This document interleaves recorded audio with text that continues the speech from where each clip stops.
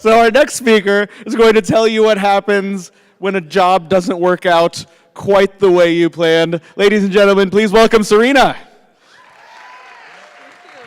What's up, FinCon?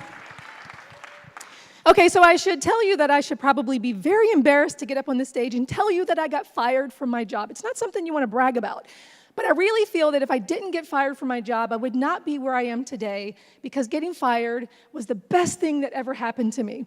And it wasn't like Friday where Chris Tucker got fired on his day off, but I was actually leaving that day early for a dentist appointment to take my son to the dentist. So I got fired on a half day. And so it was pretty close, right? So I wasn't stealing credit card information. I wasn't going online and saying horrible things about my supervisor. We pretty much just butt heads. And she said, "You have a lack of attention to detail." So anyway, I was out of there. And when I went home that day, I threw my hands up in the air and I said, "Yes, I am out of there." My husband said, "No, you got to find a job." I said, "No, I've been blogging for a while. I've been doing my part-time thing. I think I can do this. Let me do this. I think I can get some unemployment. We can make this work." So the day before I got fired, and you can't see what it says here, but basically, I'm not one that believes in horoscopes, but I was in the lunchroom, and I found this paper that said, "Break past mental barriers, and you'll find new options." And so I tore it out, and I put it in my pocket. Well, sure enough, the next day, I had to find a new option, because I literally got fired that day. So I went home, filed the paperwork, and I said, "You know what? It's time for me to do my own thing." I said to my husband, "Let me get 3 good months to prove myself." So I had to hit the ground running. And I literally called up every single brand that I'd worked with. I said, "Hey, guess what? I'm available." And you know what? Opportunities started coming my way. So what happened next was I needed a place to work. And ironically, this is how things work. Ironically, that week prior to getting fired, I started putting a home office together, because I said, "You know what? I need a home office." Didn't know that I was going to need that next week when I started my full-time blogging career. And so I had time finally to have mastermind meetings, and I was able to work on blog posts during the day, the things that I was really passionate about. And you know what? Things started working out, because I was enjoying myself. And most times, this is how you would see me. I don't think I would even shower. I woke up and I would just basically wear whatever I had on that day is what I would wear.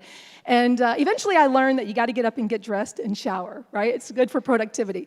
And so I lost my job January 2015. By June 2015, I had been hired by a major brand to talk about how to use power tools in front of 1,000 women. And so things were starting to take off for me. And you can't see this picture here, but if you've watched HGTV, if you've watched the Hallmark Channel, you might have seen this commercial. I became a model for a very popular clothing company. And that happened in August after I lost my job, just several months, 6 months after. So I started thinking, what is it that really made me be successful? Well, I figured it was a commitment and passion. I was passionate about my blog. I had been blogging part-time. I was working from 9 to 2 in the morning, but I also realized there was 2 ingredients that were missing, and it was time and confidence. Well, after you get fired from your job, you finally have the time. And I didn't have the confidence, but as I started working on my blog more, my income started going up. And suddenly, when I was in, 2013, I was only making about $10,000 a year from my blog. 2015, when I got fired, by the end of the year, I totaled everything up and I made $35,000. Now, I was getting about 67 from my blog. But now this year, I think I actually gross about 165,000. So things have changed. And so this is what I want to tell you, is give yourself permission to be scared. It's okay to be scared, to go full time. But you have to set a date, okay? You don't want to get fired. You want to do it on your own terms. But, you know, sometimes it's that money that's holding us back, right? How are we going to pay for our mortgage? How can we do this? Well, find out how much your expenses really are and what can you cut. We had to take our kids out of daycare, and that was a big change for us. That was $1,200 we saved. So suddenly things were looking more possible. And I'm not going to lie to you, I actually used sick time to stay home and work on my blog. And I used vacation time to build up this foundation so that when I got fired, I had this thing kind of working, but now I was able to make it work, and I was able to finally be free. So this is a leave-adjusted schedule. The day that I got fired, I actually had to get a signed form from my boss to take 2 hours of sick leave to take my son to the dentist.